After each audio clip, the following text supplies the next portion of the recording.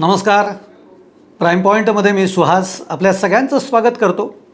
सध्या एक महाराष्ट्रामध्ये चर्चा सुरू झाली आहे, ती म्हणजे अभिजित दिपके यांचं राजकीय वजन वाढलं आहे का. ही चर्चा का सुरू झाली आहे तर अभिजित दिपके यांनी नुकतंच एक विधान केलं आहे.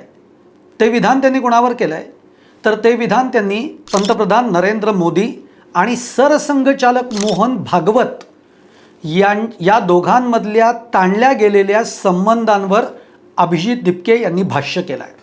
आणि मग त्यामुळेच ही चर्चा सगळी सुरू झाली की एवढ्या दोन मोठ्या व्यक्तींवर जेव्हा अभिजित दिपके भाष्य करतो याचा अर्थ त्याची ताकद वाढली आहे, त्याची राजकीय ताकद वाढली आहे. आता खरं तर जंतर मंतरच्या या आंदोलनाच्या आधी अभिजित दिपके हा खरं तर कोणाला माहिती नव्हता आणि माहिती असण्याचं कारणही नाही आहे. पण या जंतर मंतरच्या आंदोलनानंतर अभिजित दिपकेला एक राष्ट्रीय स्तरावर ओळख मिळाली आहे आणि आता अभिजित दिपके हे अत्यंत योग्य रीतीने पावलं टाकत आज आपलं राजकीय वजन हे वाढवत आहे. याच विषयावर आपण बोलणार आहोत.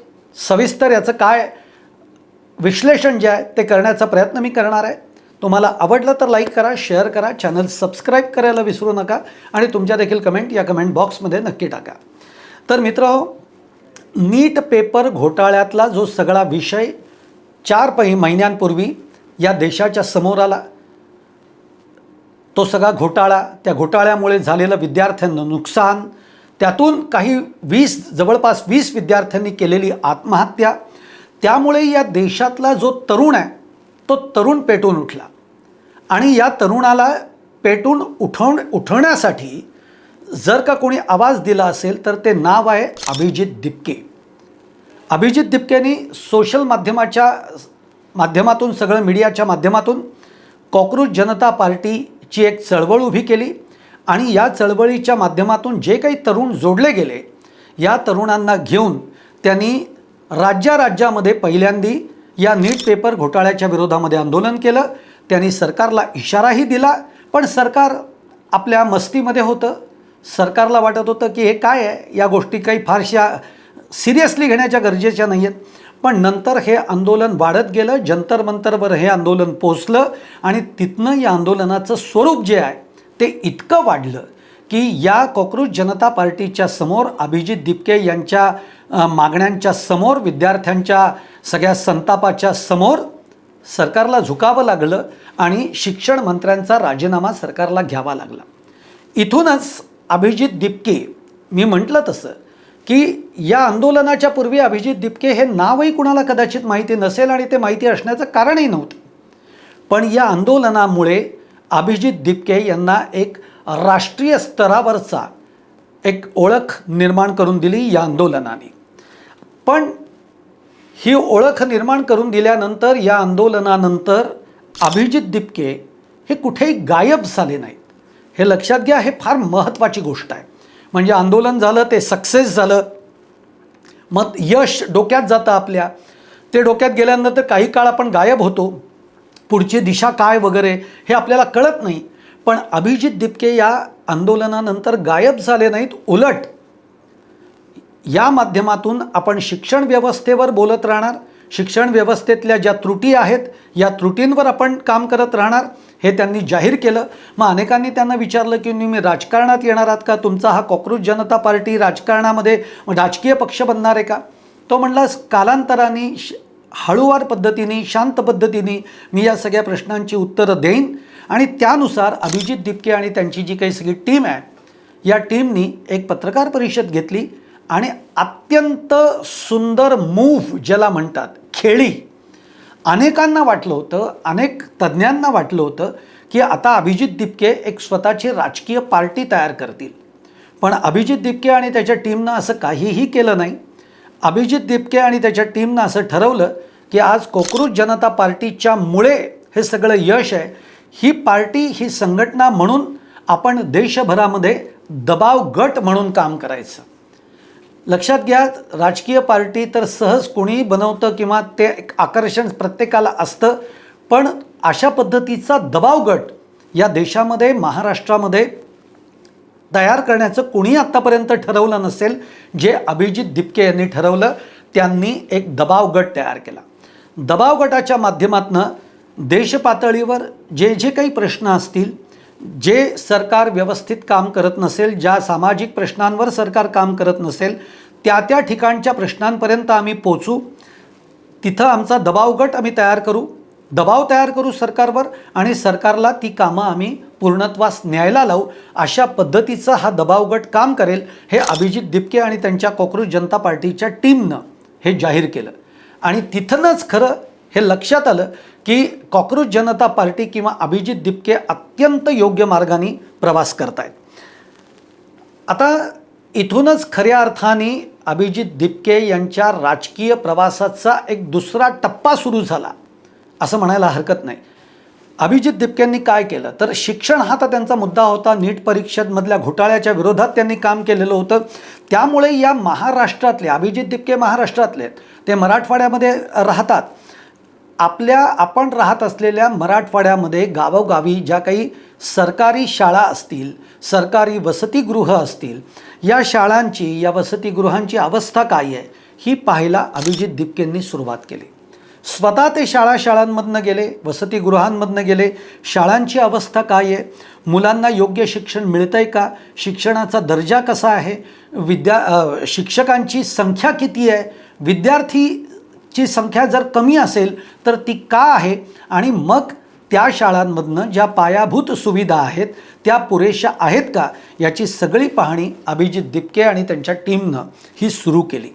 म्हणजे केवळ आंदोलनामध्ये उतरणारा चेहरा न ठेवता अभिजित दिपके यांनी स्वतःचा चेहरा असा बनवला की सतत मैदानात उतरणारा दबाव गटाचा नेता असा एक चेहरा म्हणूयात किंवा एक ओळख अभिजित दिपके यांनी निर्माण केली. आणि म्हणूनच म्हटलं की त्यांची राजकीय प्रवासातला हा दुसरा टप्पा अशा अर्थाने याच्याकडे बघायला हरकत नाही. अभिजित दिपके यांनी आत्ता नुकतंच जे तुम्हाला माहिती आहे कार किसिंगचं एक प्रकरण आत्ता समोर आलेलं आहे, त्याच्यावर देखील अभिजित दिपके यांनी भाष्य केलेलं आहे.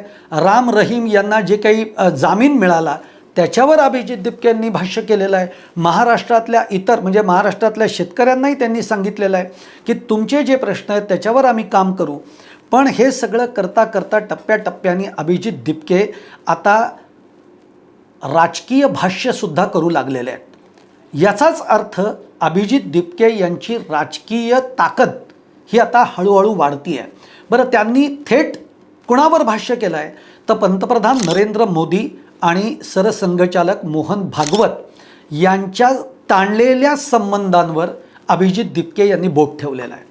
आता एक लक्षात घ्या, मोदी असतील किंवा मोहन भागवत असतील यांचे जे संबंध आहेत हा खरं तर भाजप असेल, संघ असेल किंवा सत्ता केंद्राच्या राजकारणाशी जोडलेला एक अत्यंत संवेदनशील असा विषय आहे की ज्याच्यावर अभिजित दिपके यांनी भाष्य केलेलं आहे. आणि म्हणून चर्चा ही सुरू झाली आहे की अभिजित दिपकेंचं राजकीय वजन वाढतं आहे का, हा त्यातला मुख्य प्रश्न आहे. तर दिपके यांचं राजकीय वजन वाढतं आहे का, याचं उत्तर होय. त्यांचं राजकीय वजन आता हळूहळू वाढत चाललं आहे. अभिजित दिपकेंनी एखाद्या प्रश्नावर जर का भाष्य केलं तर तातडीनं त्या प्रश्नाची दखल ही सरकारला आता घेणं भाग पडायला लागलं आहे. इतकं अभिजित दिपके आणि त्यांच्या कॉकरोच जनता पार्टीचं किंवा त्यांच्या दबाव गटाचं वजन हे वाढल्याचं आपल्याला बघायला मिळत आहे. आता दिपके हे केवळ सरकारच्या एका निर्णयाला विरोध करणारा कार्यकर्ता या चौकटीतून दिपकेंनी स्वतःला बाहेर काढलेला आहे. उलट त्या चौकटीतनं बाहेर पडून देशाच्या राजकीय व्यवस्थेवर भाष्य करणारा सार्वजनिक आवाज बनण्याच्या दिशेनं अभिजित दिपके यांनी आपला प्रवास सुरू केलेला आहे.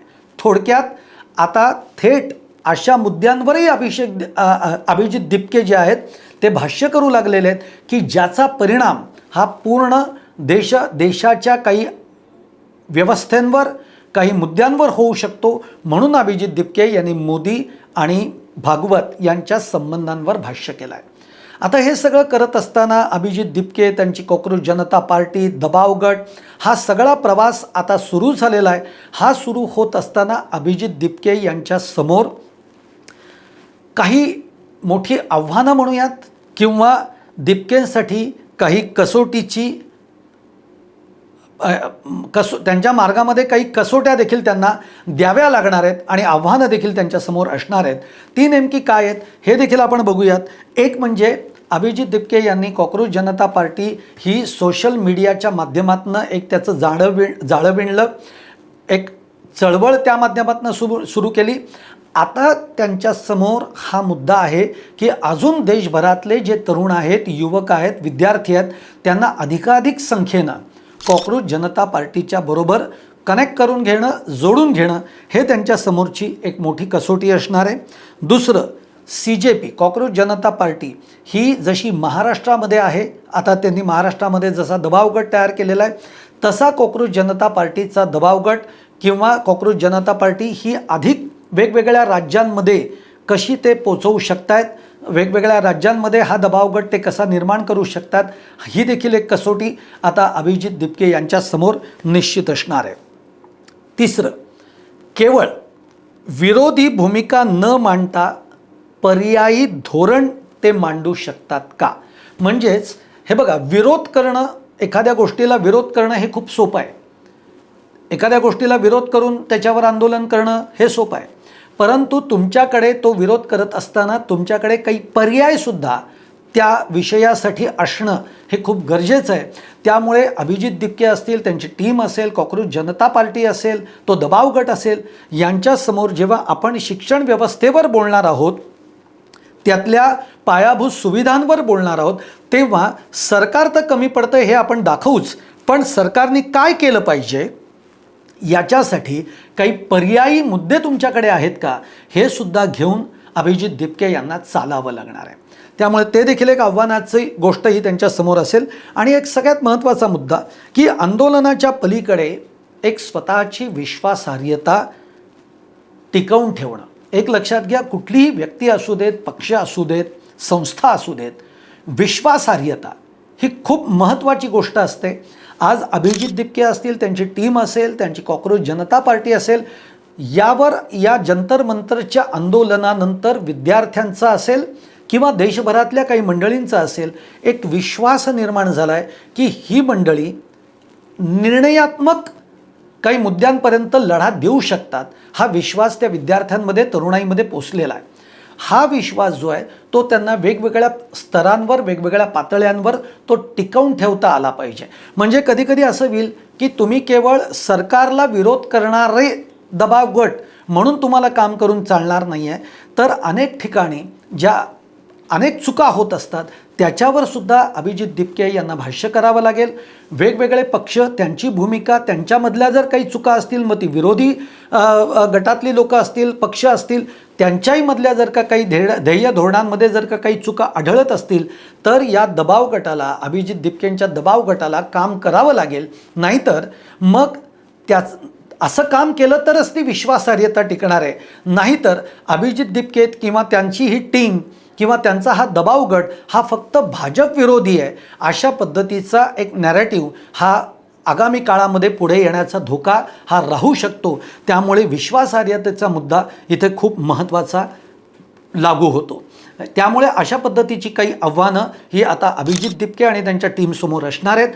पण मुद्दा हा आहे, शेवटी आपण ज्याच्यातनं सुरू केलं की आज अभिजित दिपके यांचं राजकीय वजन हे देशपातळीवर वाढत चाललं आहे का?